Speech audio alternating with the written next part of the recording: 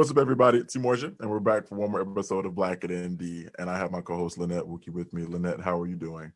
I am hanging out, thriving, surviving, coming to the end of the semester. So getting excited for that. How many more weeks we have left? It's like 3 weeks we have left? 3 or 4, I think. Don't say 4. I think it's 3. And then we got a long break, so. Yeah, and it's a different kind of break. It's going to feel like, it's almost like the summer. It's going to feel like another summer, absolutely, yeah. So I need it, though, I think. Listen, I feel you. We have a very special guest today. We have Victoria St. Martin. She is a part of Notre Dame, but we're going to let her tell her beautiful story that she has to share with us. And because this is Breast Cancer Awareness Month, as you can see, she has her pink on, so she's already representing the survivor that she is. So needs to say, Victoria, how are you doing? Good.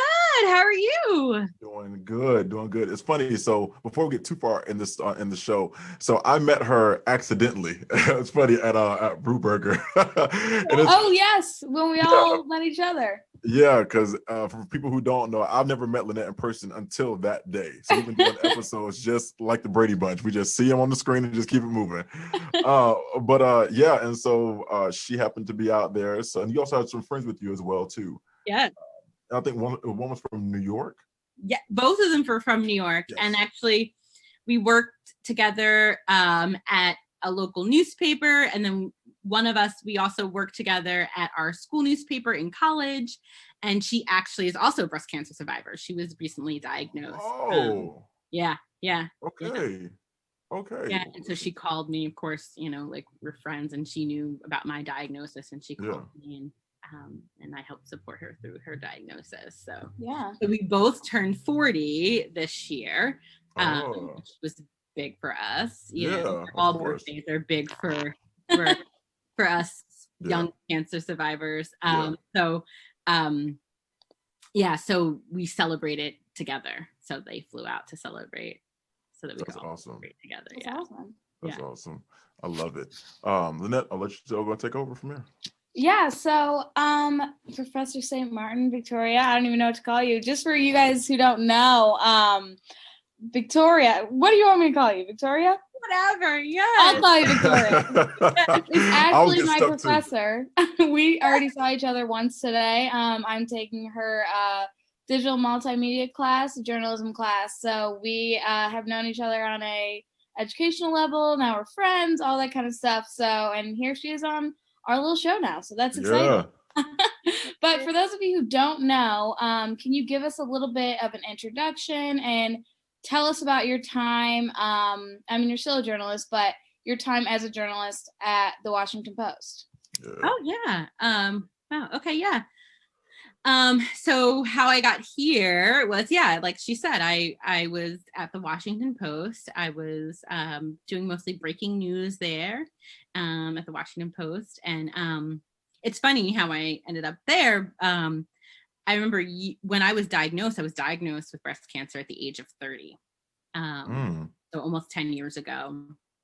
And it was funny, like right before I was diagnosed, my boyfriend, now husband, went to grad school and started teaching. And so I was helping him like with his like presentations and his slides. And I was like, this is really cool. Like, I want to do this someday when I'm really, really old. Like maybe when I retire, I'll teach this. That'll be really cool. Right. And then I was diagnosed and I was like, what am I waiting for? Why am I waiting to go back to school? Why am I waiting to get my master's? Why am I waiting to teach? Like, life is so short, and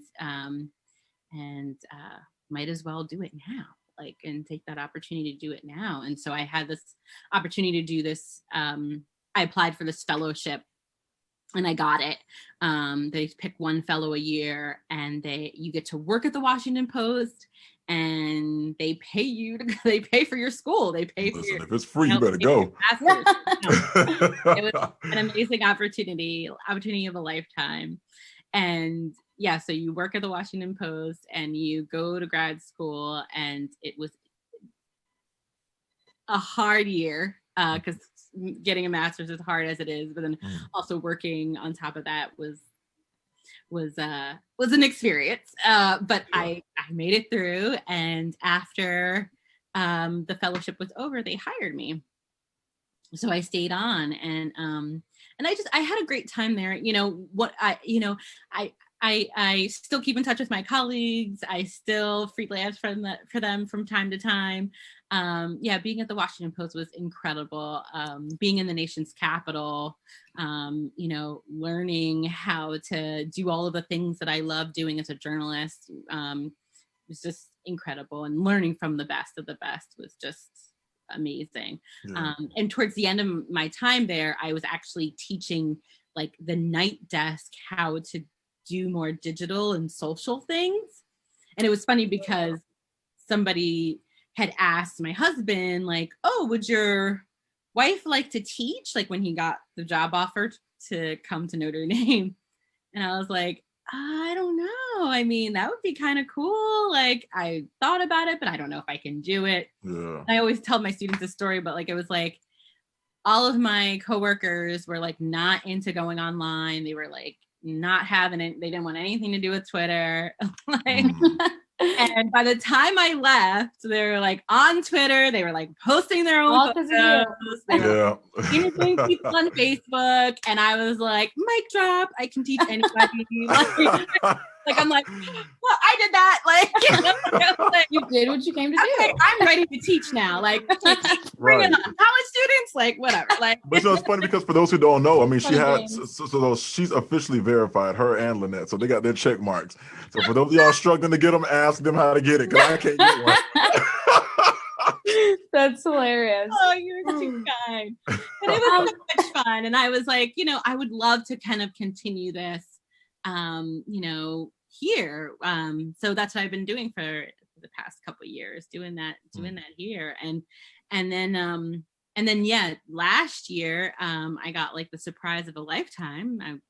I became pregnant with my baby girl, Lily, which when I was diagnosed 10 years ago, they told me it would be impossible. They said that after I had chemotherapy, and they said that it would be impossible to have a baby.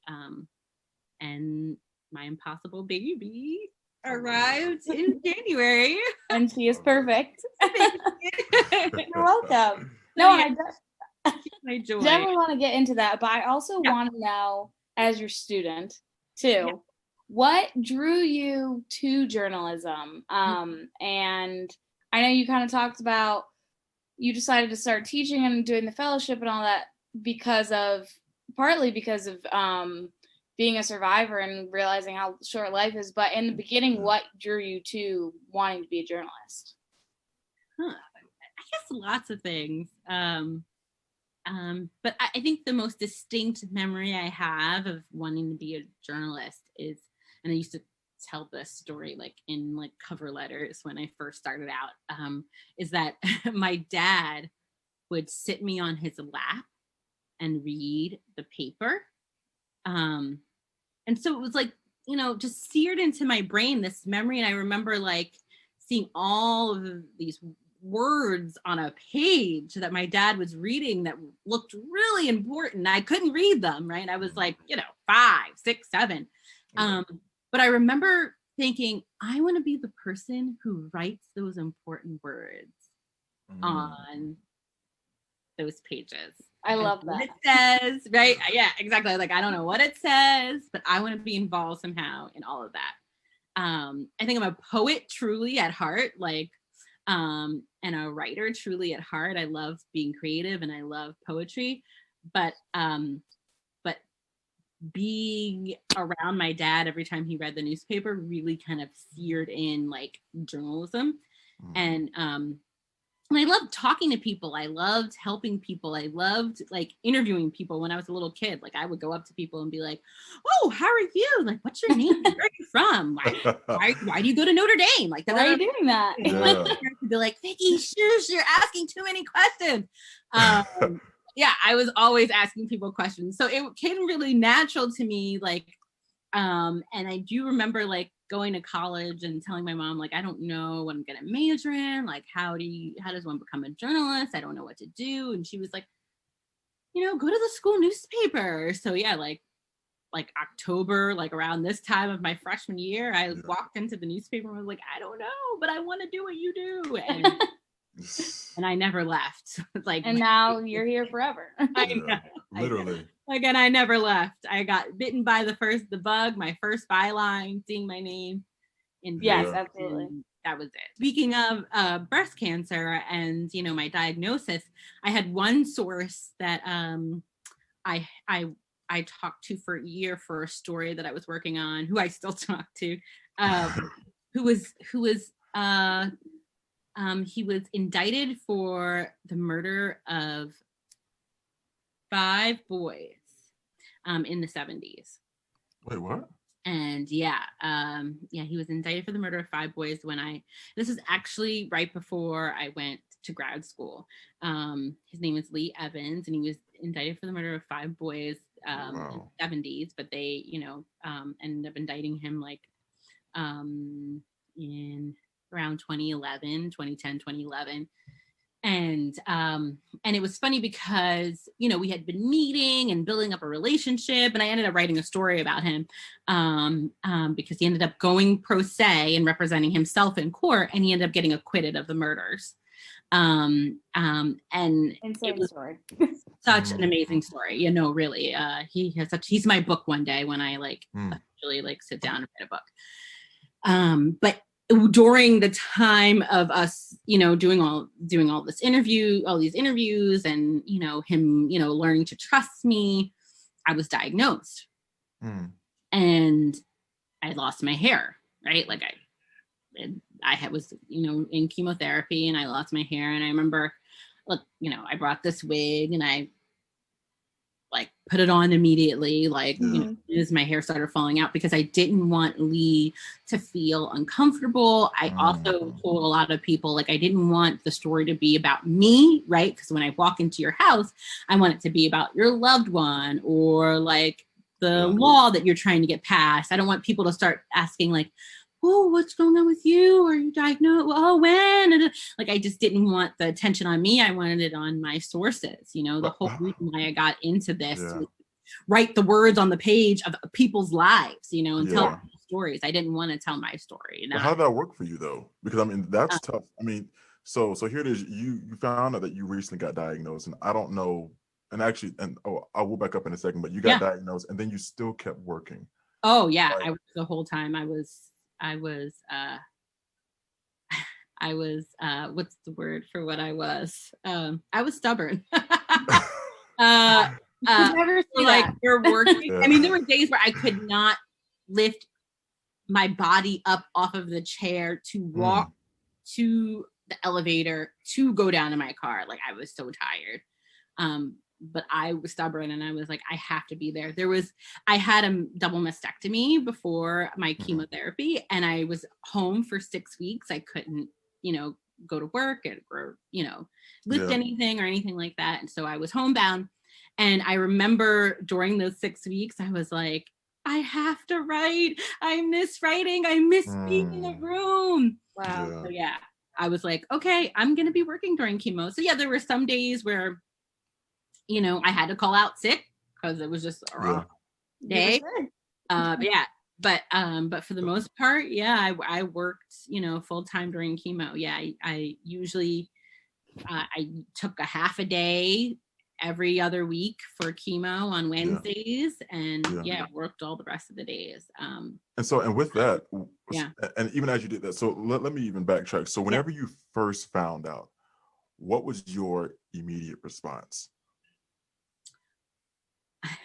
I hate to say this. It sounds so awful. I tell people this all the time. Okay, so let me backtrack, right? Okay. When I found my lump, it was in my left breast. And I remember actually feeling it, finding it and feeling it and thinking, oh my gosh, I have breast cancer. I remember saying that right away. And I remember there was even a commercial on TV that was oh, breast cancer awareness. It wasn't October. But I was I definitely had breast cancer. And so I found this lump on my left breast. It was very tiny, and it was so small that you could only feel it when I was sitting up. That's why they actually recommend that you do your self breast exam standing up. So I could only feel it then. And so my mom kind of urged me, I was going to go to the doctors anyway, like for a follow-up checkup, because I had a cough that wouldn't go away. I was like, it just would not go away. Now we know why, because my body was busy fighting cancer and couldn't even fight the common cold. So I had a follow-up checkup. I was going to go, but my mom was like, no, go to this radiology center in New York, stay the night in New York, and, go. And so I did. I went. And the thing that I think was frustrating for me was I found the lump on my left breast, but on my right breast was like a cyst. And they said, like, not to worry, like this happens a lot with African-American women, like have this, but we want to biopsy it and we want to make sure that everything's okay. Yeah. And so I kind of go into the biopsy a little pissed off because like nobody's saying anything about my left breast. I'm kind of like irritated. And of course they're like, doing the biopsy and talking to me. And at the end, the doctor was like, okay, honey, you're 30, you'll come, we don't remove these things. You'll come back at 35 for your next mammo. We'll just watch this cyst. I know. And I'm like, And I'm like, yeah, okay. Nice to know. Yeah. But, and like, thank God she listened to me, right? I'm like, there's something on my left that is bothering me. And I've been trying to show folks, and can you just look at it for me? Nobody can like, kind of find it and everything. And she's like, okay, tell me what happens. And I'm like, when I sit up, and you can feel it, but when I lay down, you can't. She's like, okay, honey, you sit up and show it to me. And actually she put the sonogram like right where it was, and she was like, that is interesting. She's like, I'm gonna take a biopsy of that too. I'm like, go ahead. So when she called me a couple days later and told me that the diagnosis was invasive ductal carcinoma in my left breast, I was kind of like, I knew it, like I was right. And then I was like, oh, wait, well, I don't want to be right about this one. Like, but I knew there was something wrong because everybody kept saying like, oh, like, just everybody, I mean, from like texts on up to doctors, they were all like, there's no way you could have breast cancer because there's no breast cancer in your family and you're 30 years old. There's no way. Only young women who have family members who have breast cancer are diagnosed. And that's not necessarily true. And it wasn't, true in my case. Young women can and do get breast cancer. That's the tagline of like this organization that I work with, which is called YSC, and it's Young Survival Coalition, and it's all for women under 40 with breast cancer. Young women can and do get breast cancer. It doesn't matter if you have a family member or not. That does not matter. Cancer doesn't care about that at all. So it's more about you being vigilant and knowing your own body and speaking up. That's very important because this actually a lot of people really don't know this. Maybe only 3 people know this, but this past summer, like around late June, early July, I was here at the house and I was I just like ran. I was taking a shower and I ran to like wash my left pec, and I'm like, something seems a little odd. And I felt like a slight knot under on my left pec, and so I was like, let me see what's going on. So I sort of chilled for a little bit, and then I remember I called St. Liam, and of course it took them about like a week to get some stuff going because of course during COVID, so things weren't operating like they normally would, and so I went in there and they were asking me questions if there was anybody in my family who had breast cancer. When I said no, like it wasn't. I said, but this thing, I've never felt it before. I said, but I want this to, I want to get this checked. I said, because I know men can get breast cancer. Yeah. And so I went in there, and of course, I had to wait a week. They sent the test off to St. Joseph, and I went to St. Joseph and did another test. And the lady came back and she said, it's not breast cancer. She said it is something called gynecomastia, if I'm not mistaken, if I'm saying that correctly. So basically what that is, it's where men can have like enlarged male breasts. Now, luckily, I mean, nothing has happened since then. So I mean, I'm okay. And she told me there's nothing to be worried about, monitor it. But just that little knot had me concerned. And I want to urge any men, who are listening to this episode, if you feel that something is abnormal, like please go get checked, because we are not far removed from having symptoms just like females. So yeah, don't put it on the back burner, because a lot of times we think, oh, it'll pass over, it'll go away, but nah, please go get checked. I mean, it's the same with young women, right? A lot of young women like myself are told like, oh, there's no way it could be breast cancer. You don't have it in your family. That doesn't matter. It doesn't matter. Yeah. I am my family's link to this disease.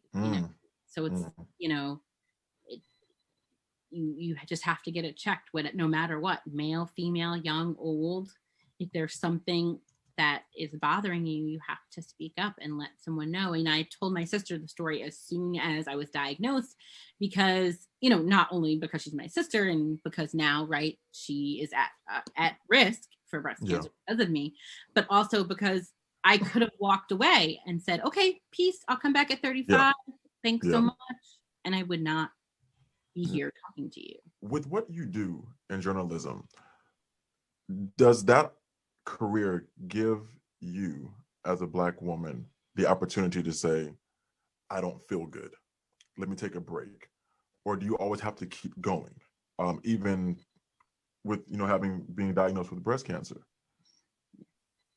Oh, that's an interesting question. And interesting, I say interesting because I feel like our industry is having kind of a reckoning right now, kind of like the whole country is, the journalism industry. And I think a lot of my colleagues are really speaking up about, what is happening in our newsrooms, and kind of the attitudes and the experiences of other Black journalists and what that's like for us.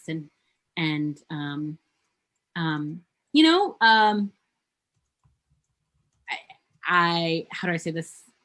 I mean, journalism is predominantly white, and for a minute there, there were a lot of Black journalists, but it's not the case anymore. And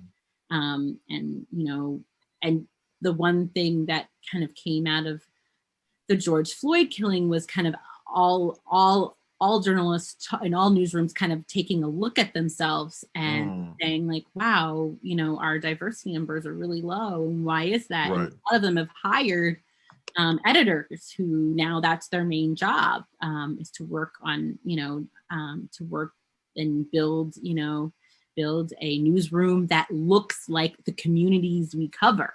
Insane, which was out of the question crazy before. Come on. But a lot of Black journalists got their start during the riots back in the day. A lot of amazing journalists got their start then.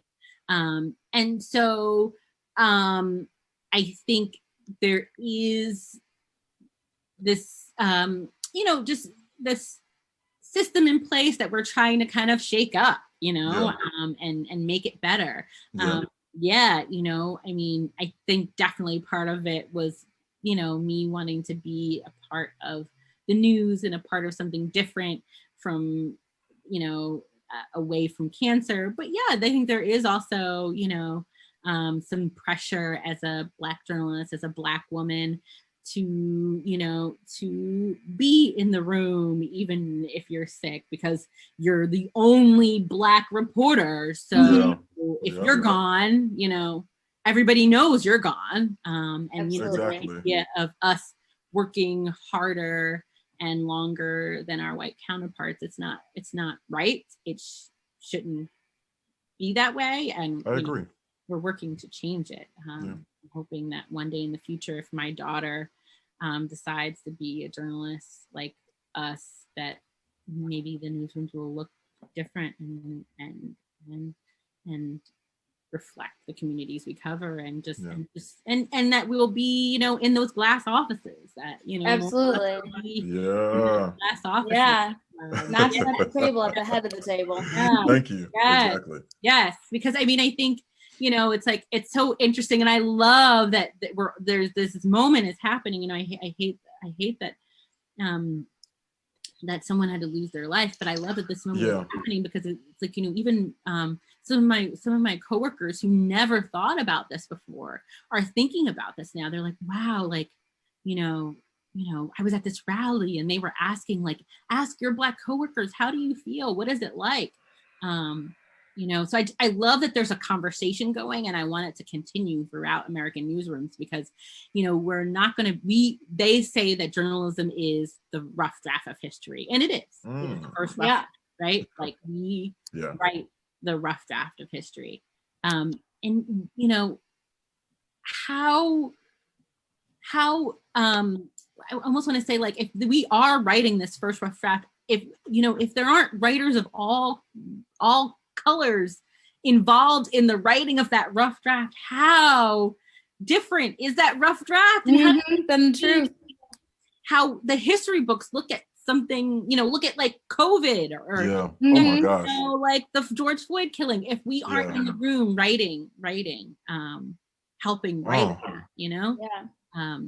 That's so true. You know, just even the words. The LA Times recently, you know, apologized for the words that they have used in the past, you know, to describe communities of color. You know, and it was wonderfully done. You guys should take a look at it.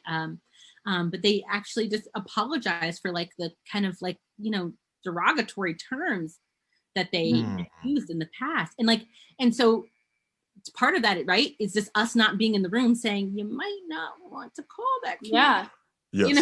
You know, you might not want to do that, boss. Yeah, absolutely. Who knows if they'll listen? But if there's enough of us in the room, if there's enough of us in those glass offices, then maybe those things will never be printed, and nobody will have to apologize again.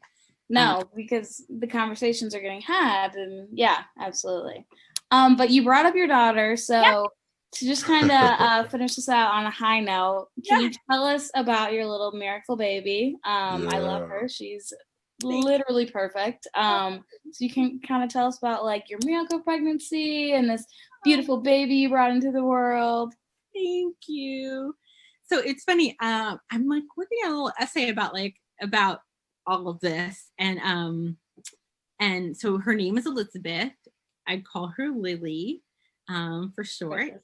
Yes, there's so many nicknames for Elizabeth, and I saw we were playing with a bunch of different nicknames, and my husband kept using the one like Lily, and I saw one night like a water lily, like kind of slowly open up, like a time-lapse video of a water lily. I can see that.